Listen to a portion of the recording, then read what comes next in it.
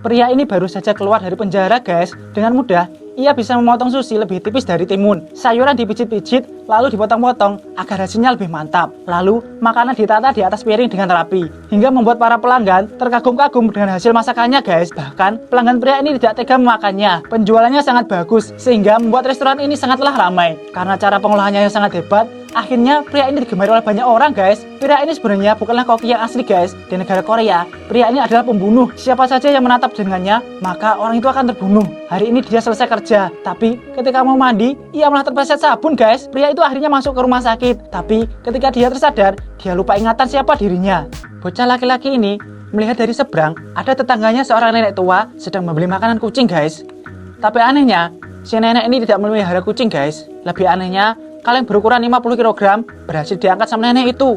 Demi mengetahui apa yang dilakukan sama nenek itu, bocil ini membuat teropong sendiri guys. Dari teropong itu, bocil ini melihat kalau si nenek sedang membuka pintu gudang. Ketika dia melihat teleskop, dia melihat yang lebih aneh. Nenek-nenek itu mengaduk bak mandi. Tapi detik berikutnya, wajah si nenek melihat ke arah bocil ini guys.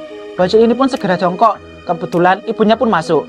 Bocil ini pun cerita ke ibunya tentang tingkah aneh si nenek tetangga. Bocil ini yang masih penasaran mengingatkan kamera di alat pancingnya.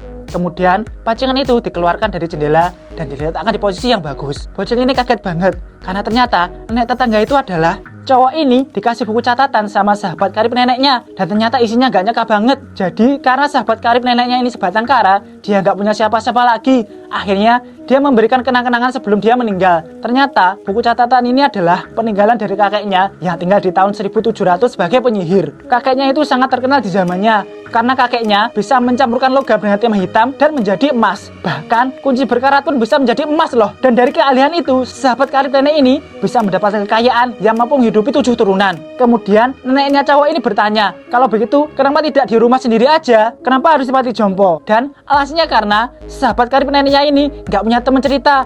Dan yang punya panti jompo ini ternyata adalah sahabat karib neneknya ini guys.